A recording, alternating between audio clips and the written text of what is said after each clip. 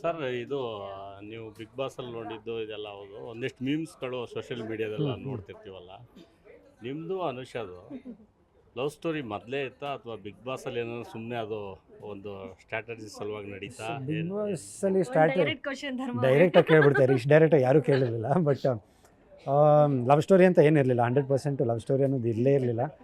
Friendship ಅಂತ ಇತ್ತು, ಕೋ-ಸ್ಟಾರ್ ಅಂತ ಇದ್ವಿ, ಸಿನಿಮಾಗಳು ಮಾಡಿದ್ವಿ ಜೊತೆಗೆ, 3 ಸಿನಿಮಾ ಜೊತೆಗೆ ಮಾಡಿದ್ವಿ. ಬಟ್ ಅಲ್ಲಿ ಹೋದಾಗ ನ್ಯಾಚುರಲಾಗಿ ಒಂದು ಫ್ರೆಂಡ್ಶಿಪ್ ಬಾಂಡಿಂಗ್ ಅಂತ ಇತ್ತು. ಸೊ ಅದೊಂದು ಚೆನ್ನಾಗಿತ್ತು. ಬಟ್ ಅದು ಸ್ಟ್ರಾಟಜಿ ಅಂತಲ್ಲ.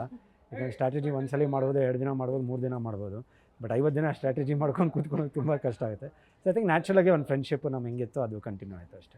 ಬಟ್ ಥ್ಯಾಂಕ್ಸ್, ಒಳ್ಳೆ ಕ್ವಶನ್. ಸೋಷಿಯಲ್ ಮೀಡಿಯಾದಲ್ಲಿ ನೋಡ್ತಿದ್ವಲ್ಲ, ಇಲ್ಲ, ನಿಮ್ಮ ಮುಖಾಂತರ ಎಲ್ಲರಿಗೂ ಕ್ಲಿಯರ್ ಆಗುತ್ತೆ ಇವಾಗ. ಸೊ ಅದೆಲ್ಲ ಏನೂ ಇರಲಿಲ್ಲ. ಸೊ ಖಂಡಿತ ಒಂದು ಫ್ರೆಂಡ್ಶಿಪ್ ಅಂತ ಏನಿದೆ ಅದೇ ಇದ್ದಿದ್ದು. ಬಟ್ ಥ್ಯಾಂಕ್ಸ್, ಒಳ್ಳೊಳ್ಳೆ ಮೀಮ್ಸ್ಗಳು ಬಂದೈತೆ ಅಂತ ಕೇಳಿದೆ. ಆ್ಯಂಡ್ ಟ್ರೋಲ್ಸು ಮೀಮ್ಸ್ ಎಲ್ಲ. ಬಟ್ ನಾವು ಅದನ್ನು ತುಂಬ ಸ್ಪೋರ್ಟಿವ್ ಆಗಿ ತೊಗೊತೀನಿ. ನೀವು ದರ್ಶನ್ ಎಷ್ಟು ಮಿಸ್ ಮಾಡ್ಕೊಂಡ್ರಿ ಅಂತ ಬಿಗ್ ಬಾಸ್ ಅಲ್ಲಿ? Wow, beautiful question. ತುಂಬ ಮಿಸ್ ಮಾಡ್ಕೊಂಡು.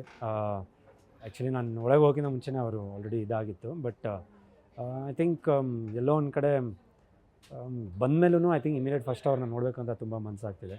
ಆ್ಯಂಡ್ ಹಾರ್ಟ್ಲಿ ತುಂಬ ಮಿಸ್ ಮಾಡ್ಕೊಂಡೆ ಅವ್ರನ್ನ. ಧರ್ಮ ಅವ್ರು ಆ್ಯಕ್ಚುಲಿ ತುಂಬ ಸೈಲೆಂಟ್. ಅದು ಎಲ್ಲಿ ವೈಲೆಂಟ್ ಆಗಬೇಕು ಅಲ್ಲಿ ಒಂದಷ್ಟು ಕಡೆಗಳಲ್ಲಿ ಆಗಿದ್ದಾರೆ. ಆದರೆ ಇನ್ನಷ್ಟು ವೈಲೆಂಟ್ ಆಗಬೇಕಿತ್ತು ಅಂತ ಅನಿಸುತ್ತೆ. ಆಮೇಲೆ ಕೆಲವೊಂದು ಟಾಸ್ಕ್ಗಳಂತ ಬಂದಾಗ ನೀವಾಗೆ ಮುಂದೆ ಹೋಗಿ ಕೆಲವೊಂದು ಟಾಸ್ಕ್ಗಳಲ್ಲಿ ಕೆಲವು ಮಾಡಿಲ್ಲ. ಅಂದರೆ ಎಲ್ಲರೂ ಒಂದಷ್ಟು ಟಾಸ್ಕ್ಗಳಲ್ಲಿ ಹೇಳ್ತಾ ಇದ್ರು ನಾವು ಆಡ್ತೀವಿ ಅಂತ ಆಪರ್ಚುನಿಟಿ ಇದ್ದಾಗ ನೀವು ಅದನ್ನು ಯೂಸ್ ಮಾಡ್ಕೋಬೇಕಾಗಿತ್ತೇನೋ ಅಂತ ಅನಿಸುತ್ತೆ.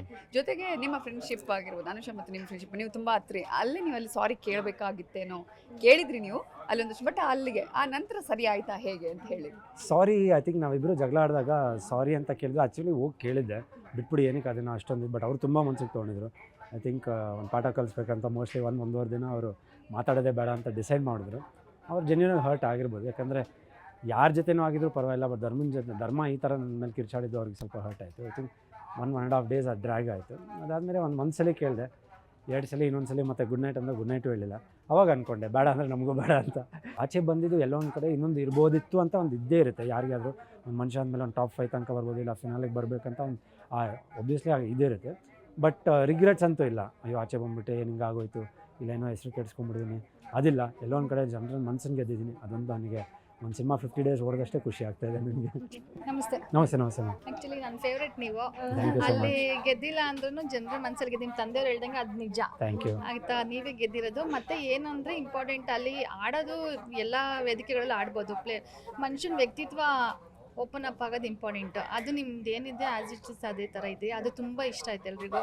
ಎಂಥ ಟೈಮಲ್ಲೂ ನೀವು ಓಪನ್ ಅಪ್ ಆಗಬೇಕು ಅಂದರೆ ನೀವು ಬೇರೆ ಥರ ಮುಖವಾಡ ಹಾಕ್ಬೇಕಾಯ್ತು. ನೀವೇನಿದ್ರೆ ಅದೇ ಥರ ಇತ್ತು. ಸುದೀಪ್ ಅವ್ರು ಒಂದು ಮಾತು ಹೇಳ್ತಾರೆ, ನೀವು ಇನ್ನೊಂದು ಸ್ವಲ್ಪ ಸ್ಟ್ರಾಂಗ್ ಆಗಿ ಆಡಬೇಕಾಯ್ತು. ಅದನ್ನ ನಾನು ಖಂಡಿತ ಒಪ್ಪಲ್ಲ. ಆಟ ಆಡೋದಕ್ಕೆ ಸ್ಪೋರ್ಟ್ಸ್ ಸಿಗುತ್ತೆ, ಎಲ್ಲ ಥರ ಸಿಗುತ್ತೆ. ಫಿಸಿಕಲ್ ಎಕ್ಸ್ಪೋಸ್ ಮಾಡೋಕ್ಕೆ ಎಲ್ಲ ವೇದಿಕೆ ಸಿಗುತ್ತೆ. ನೀವು ಮೆಂಟಲಿ ಒಂದು ಏನಿದ್ರೋ ಅದೇ ಥರ ಇದ್ರಿ. ಅದೇ ನನ್ನ ಪ್ರಕಾರ ನೀವು ಫೈನಲಿಗೆ ಇರ್ತೀರ ಅನ್ಕೊಂಡೆ. ಏನೇ ಮಾಡಿದ್ರು ಜಡ್ಜ್ಮೆಂಟ್ ನಿಮಗೆ ಫೈನಲ್ ಬರುತ್ತೆ ಅನ್ನೋ ಒಂದು ಹೋಪ್ ಇತ್ತು. ಖಂಡಿತ ಇತ್ತದು. ಬಟ್ ನೆನ್ನೆ ಎಕ್ಸ್ಪೆಕ್ಟ್ ಮಾಡಿರಲಿಲ್ಲ. ಚೈತ್ರಗಿಂತ ನೀವು ಆಚೆ ಹೋಗುವಂಥ ಇದಂತ ಅನಿಸಿರ್ಲಿಲ್ಲ. ಬಟ್ ಓಕೆ, ಅದಂತೂ ನಿಜ. ಜನರ ಮನಸ್ಸಲ್ಲಿ ನಿಮ್ಮ ಒಂದು ಒಳ್ಳೆ, ನಮಗೆ ನೀವು ಫಿಲಮಲ್ಲಿ ಅಷ್ಟು ಐಡಿಯಾ ನಿಮ್ಮ ಬಗ್ಗೆ ಒಂದು ಇದು ಗೊತ್ತಿರಲಿಲ್ಲ. ಇಲ್ಲಿ ಬಂದಮೇಲೆ ತುಂಬ ಗೊತ್ತಾಯ್ತು ನಿಮ್ಮ ಬಗ್ಗೆ. ಎಪಿಸೋಡ್ ನೋಡಿ ನಮ್ಮ ತಂದೆಯವ್ರ ಕಣ್ಣಲ್ಲೇ ನೀರು ಬಂತು. ಹೌದು, ಅವ್ರಿಗೆ ಅವ್ರು ಹೇಳಿದ್ರಲ್ಲ ನನ್ನ ಮಗ ಕನ್ನಡಿಗರು ಮತ್ತೆ ಅವ್ರು ಇವನ್ ಪತ್ರ ಬರ್ದಾಗೂ ಅದೇ ಹೇಳಿದ್ದು, ನೀನು ಮನೇಲಿ ಹೆಂಗಿದ್ಯೋ ಹಂಗೆ ಇದೆಯಾ. ನಮ್ಗೆ ತುಂಬ ಖುಷಿ ಆಯಿತು. ಮತ್ತು ನೀವು ಅನುಷ್ ಅವ್ರ ಬಗ್ಗೆ ಮಾತ್ರ ಕಾಳಜಿ ತೋರಿಸ್ತಾರಲ್ಲ, ಎಲ್ಲರ ಬಗ್ಗೆ ಕನ್ಸರ್ನ್ ಇತ್ತು. ನೀವು ಇವನ್ ಐಶ್ವರ್ಯ ಇದಾದಾಗೂ ಕಾಲು ಇದು ಮಾಡಿ ಕೇರ್ ಮಾಡಿದ್ರಿ. ಅದು ನಮ್ಗೆ ತುಂಬ, ಅದೆಲ್ಲ ನೀವು ಆ್ಯಕ್ಟಿಂಗ್ ಮಾಡಿದ್ದಲ್ಲ, ನ್ಯಾಚುರಲ್ ಒಂದು ಹ್ಯೂಮನಿಟಿ. ಎಸ್ಪೆಷಲಿ ನಿಮ್ಮ ತಂದೆಯವ್ರ ಕ್ಯಾರೆಕ್ಟರ್ ಬಗ್ಗೆ ನಮ್ಗೇನು ಅಷ್ಟು ಐಡಿಯಾ ಇರಲಿಲ್ಲ. ಬಟ್ ವೇದಿಕೆಯಲ್ಲಿ ಅವ್ರು ಮಾತಾಡಿದಾಗ ಒಂದು ಇಂಟ್ರಡಕ್ಷನ್ ಆಯಿತು. ಅವ್ರ ಬಗ್ಗೆನೂ ಅಭಿಮಾನ ಬಂತು. ನಿಮ್ಮ ಥರ ಒಂದು ಒಳ್ಳೆ ಮಗನ ಕೊಟ್ಟಿರೋದಕ್ಕೆ ಅವ್ರಿಗೂ ಒಂದು thanks. Thank you madam, thank you so much. Sudeep sir ಕೇಳಿದ್ರು ಟ್ರಯಾಂಗಲ್ ಲವ್ ಸ್ಟೋರಿ ಕ್ರಿಯೇಟ್ ಆಗ್ತಾ ಇದೆ ಅಂತ. ಒಂದ್ಸತಿ ನೀವು ರಿಯಾಕ್ಟ್ ಮತ್ತೆ ಬಂದ್ರು ಐಶ್ವರ್ಯ ಅಂತ. ಅಲ್ಲ, ನಿಮ್ಗೆ ಅನುಷ ಇಷ್ಟನಾ ಏನು ಐಶ್ವರ್ಯ ಇಷ್ಟನಾ? ಎಲ್ಲರೂ ಪ್ರತಿಯೊಬ್ಬರೂ ಇಷ್ಟ. ಮನೆಯಲ್ಲಿರೋ ಎಲ್ಲ ಕಂಟೆಸ್ಟೆಂಟ್ ಇಷ್ಟ. ಹಂಗಲ್ಲ ಇಬ್ಬರಲ್ಲೊಬ್ರು ಅಂದ್ರೆ ಇಲ್ಲ, ಇಬ್ರು ಅವ್ರವ್ರದ್ದೇ ಒಂದು ಇದಿದೆ, ಒಂದು ಸ್ಪೆಷಾಲಿಟಿ ಇದೆ. ಸೊ ನಂಗೆ ಅವಾಗಲೇ ಹೇಳ್ದಂಗೆ ಅನುಷ್ ಅವ್ರದ್ದು ಒಂದು, ಅವ್ರು ಏನಿದಾರೋ ಆಚೆ ಅದೇ ಥರ ಇದೆ ಮನೆ ಒಳಗಡೆ. ಸೊ ಅವ್ರದ್ದು ಒಂದು ಸಿಂಪ್ಲಿಸಿಟಿ ಇರ್ಬೋದು. ಆಮೇಲೆ ಐಶ್ವರ್ಯ ಅವ್ರದ್ದು ಒಂದು ಎನರ್ಜಿ ಲೆವೆಲ್ಲು.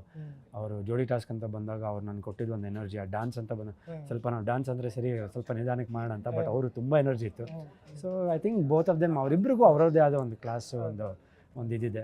ಬಿಗ್ ಬಾಸ್ನಲ್ಲಿ ಒಂದು ಮಾತು ಬರುತ್ತೆ ಅಂದರೆ, ಈ ಕಂಟೆಸ್ಟೆಂಟ್ಗಳಿಗೆ ಯಾರ್ಯಾರಿಗೆ ಏನೇನು ಹೆಸರನ್ನ ಹೇಳ್ತೀರಾ ಅಂತ ಹೇಳಿದಾಗ ನಿಮಗೆ ಒಂದು ಮಾತನ್ನು ಹೇಳ್ತಾರೆ. ಬಟ್ ಅದನ್ನು ನೋಡಿದಾಗ ಎಲ್ಲೋ ಒಂದು ರೀತಿ ಧರ್ಮ ಅವರು ಬಿಗ್ ಬಾಸ್ ಮನೆಗೆ ಹೋಗಿದ್ದಿದ್ರೆ ಚೆನ್ನಾಗಿರ್ತಿತ್ತು ಅಂತ ಅನಿಸಿದ್ದು ಖಂಡಿತವಾಗ್ಲೂ ಎಷ್ಟೋ ಮಂದಿಗೆ. ಸೊ ಈ ಬಗ್ಗೆ ನಿಮ್ಗೆ ಏನು ಹೋಗದೆ ಹೋಗದೆ ಇದ್ದಿದ್ರೆ, ಯಾಕಂತ ಹೇಳಿದ್ರೆ ಅಲ್ಲಿ ಮಾತನಾಡೋರಿಗೆ ಮಾತ್ರ